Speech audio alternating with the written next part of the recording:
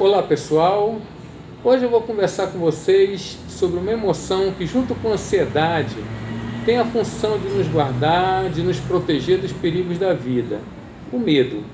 O medo ele surge de forma instintiva, mas com o decorrer da evolução da humanidade, ele também passou a ser ensinado.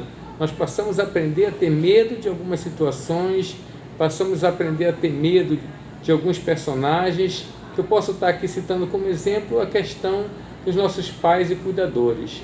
Quando eles desejam obter determinado comportamento da criança, eles instituem algumas figuras mitológicas como o bicho-papão, o boi da cara preta, a cuca, que dificilmente a criança nessa primeira idade ela sabe da representatividade desses personagens ou de um perigo, mas devido ter sido apresentado de forma ameaçadora, a criança passa a responder aos pais conforme o comportamento por eles desejado, para que algo de ruim não venha acontecer.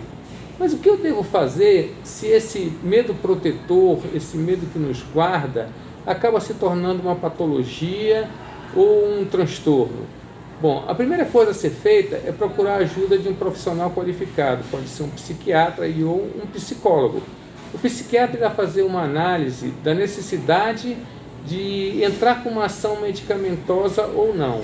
Normalmente, o medicamento ele é receitado quando esse medo já é um paralisador, quando ele me impede de realizar as minhas atividades do dia a dia. O psicólogo ele vem a ajudar esse tratamento, fazendo com que a pessoa identifique alguns pensamentos disfuncionais, alguns comportamentos não assertivos, e através de técnicas é formada um novo significado, é dado um novo significado para esses pensamentos, de forma que eles passem a ser algo mais assertivo, algo que venha a fazer com que o medo não tome conta e não me domine, né? Para que eu vença o medo, é preciso que ocorra um enfrentamento, porque toda vez que diante de uma situação de medo eu adoto um comportamento de esquiva, eu fujo daquela situação, eu não tenho um aumento da minha ansiedade, mas em compensação eu tenho um reforçador nesse medo. Esse medo se torna cada vez maior. O que fazer então? O enfrentamento. O enfrentamento é a melhor forma que nós temos para combater o medo, para diminuir esse medo ou até extingui-lo, né? Se eu estou diante de uma situação que eu tenho medo de andar de elevador, e toda vez que eu estou necessitando usar um elevador para me locomover e eu faço uma opção de subir os andares de escada, ainda que sejam 2, 3, 4, 5 andares, e que isso venha a exercer de mim um esforço muito grande físico, e eu não dou conta disso, eu estou reforçando o medo. Eu vou ter uma diminuição da ansiedade, mas em compensação, toda vez que eu estiver diante de um elevador, eu vou ter o meu medo maior, vou ter um medo mais presente. Por isso é necessário que eu enfrente esse medo, é necessário que de forma gradual e orientada eu faça um enfrentamento desse medo que estou sentindo. Caso contrário, esse medo irá se tornando cada vez mais forte, chegando até a se tornar um transtorno do pânico ou uma fobia de elevador. Por isso, o enfrentamento do medo é a melhor forma que nós podemos encontrar para que o medo não tome conta de mim. Quantas vezes nós nos deparamos com situações em que o medo nos domina? Às vezes é uma necessidade de fazer esse reforçamento que vem de algo advindo, né, de situações que foram originadas em algumas épocas da minha vida. Mas como esse medo surge, como esse medo vem a se tornar patológico? É preciso que alguns fatores estejam em desalinho, estejam em desordem. O primeiro ponto é a genética. A genética representa 50% das nossas doenças, sejam elas biológicas ou psicológicas. Se eu tenho alguém na minha família que tem algum problema psíquico, seja de depressão, uma ansiedade, eu tenho uma probabilidade de vir a ter algum transtorno de ordem psicológica. Mas vejam bem, é apenas uma probabilidade, eu tenho uma vulnerabilidade maior. Mas para que isso ocorra, é necessário que outros fatores não estejam bem, estejam em desalinho. O outro fator é o âmbito familiar.